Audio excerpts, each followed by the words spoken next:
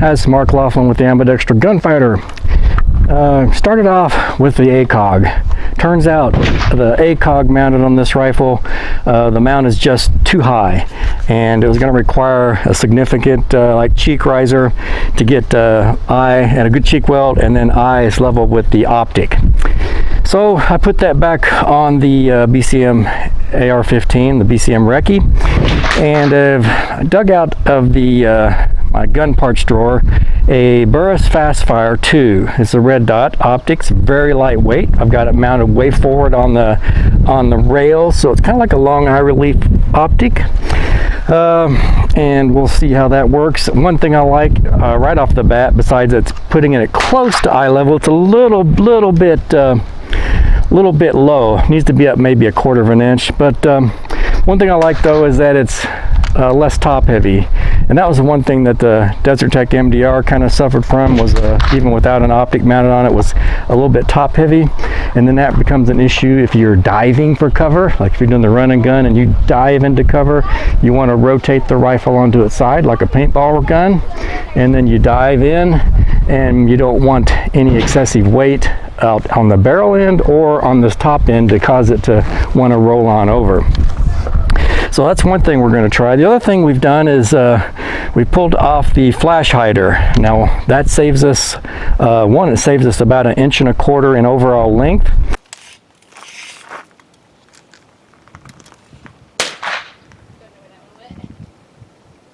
So 30 1/2 inches.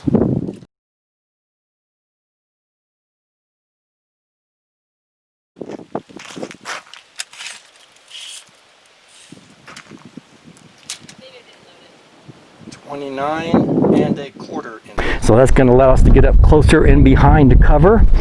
And another thing is it saves us weight out on that muzzle end.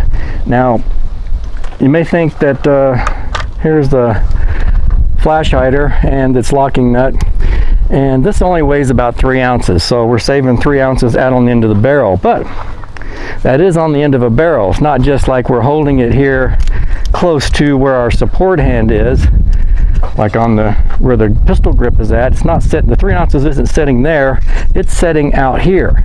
And it's if you do this little test with your own flash hider, or just get some weights that equal to the weight of your flash hider and put it out on the end of a cleaning rod, and then feel what it feels like trying to move from one side to the other or holding it up and down. You know, feel the difference here at where you're controlling it, and from here to out here, it's probably, it feels heavier out there, and it's noticeable.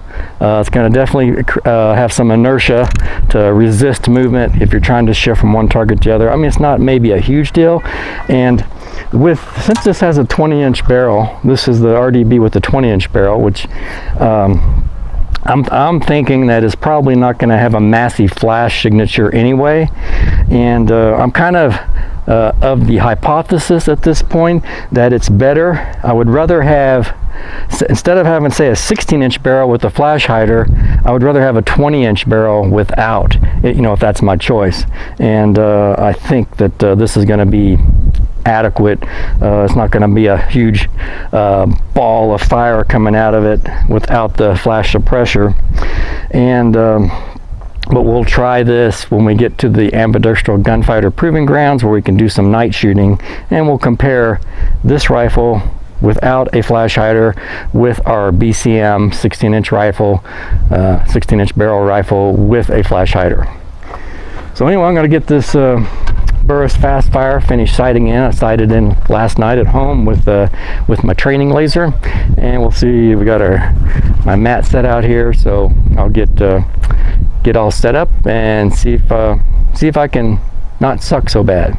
I'm here decked out with my paintball elbow pads and my mountain bike gloves. And so why am I wearing these? Well, the elbow pads to protect your elbows, of course, from shooting from prone on my midway shooting mat there. But also, one thing, kind of an important safety tip for those of you who get an RDB with this downward ejecting. When you're shooting prone, it's kind of dribbling the brass out right here under you, and it kind of rolls around and, you know, bumps up against your elbows and stuff, so, or your chest. So that's something you're going to want to watch out for. Wear a little bit heavier clothing perhaps than you would with an AR, and then of course the elbow pad. Now the gloves, I'm wearing the gloves because I'm going to be using the RDB magazine release here today. And the way I've been running, I figured out, well, it's like I figured it out, but the way I'm running it is I'm kind of like, almost like you're doing the shift when you do a button magazine on a pistol, kind of a little bit of a pistol grip shift, and then bringing the thumb back and pushing this release and letting the magazine drop out. So I can eject the magazine, and while I'm reaching for another, muzzle stays up on target the whole time, fresh magazine comes in, and pretty fast reload. Probably, you know, as good as the DesertTech MDR. Now I noticed that KelTec has a flared mag wheel available for the RDB, so at some point I may look into that, which will help speed those reloads. Let me show it left-handed so you can see the other side of how this is working.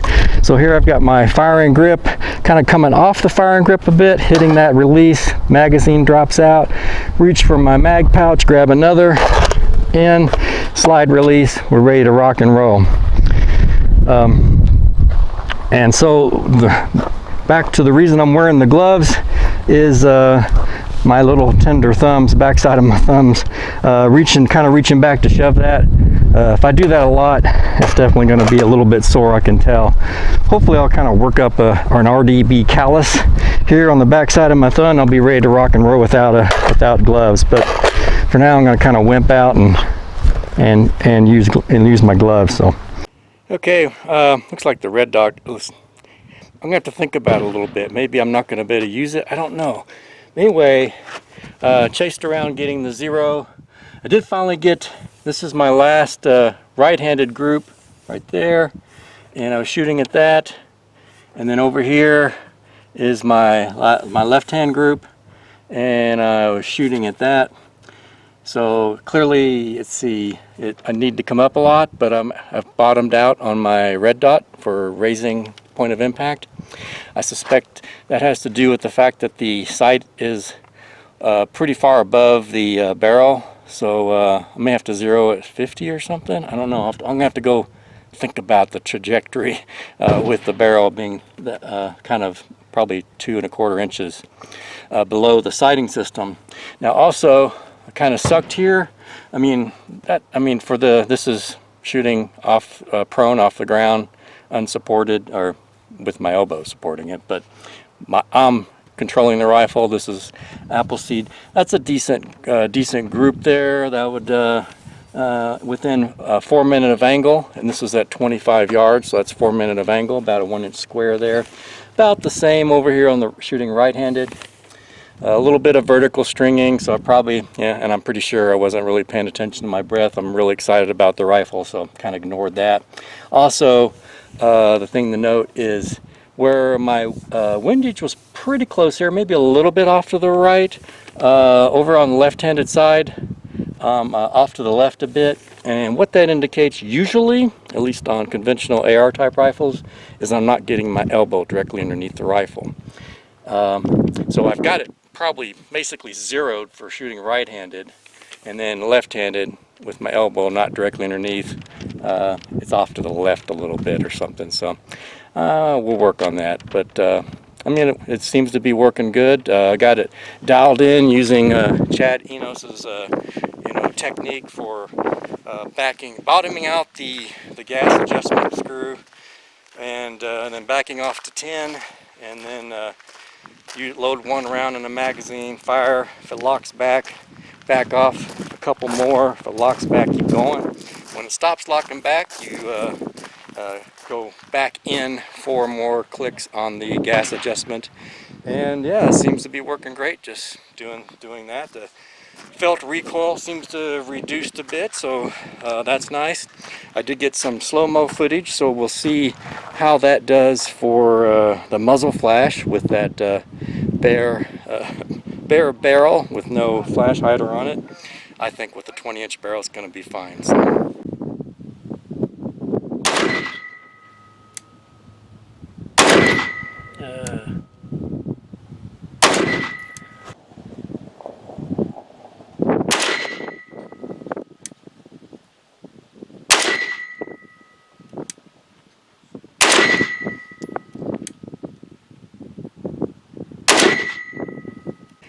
Okay, I think the rice paddy prone or Slav squat or whatever you want to call it is one of the most useful gunfighting positions. It's almost as stable as prone, or pretty stable anyway, and very fast to get in and out of, which is the important part, movement and getting off the X and all that kind of stuff.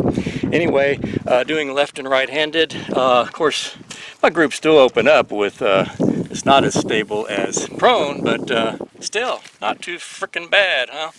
And over here left-handed, and so, you know, some of these are my prone group, the really tighter ones, but yeah, opened up for the squat, so pretty happy. I think the rice paddy prone is probably one of the best positions for a bullpup rifle. It's just they especially excel at that, in my opinion.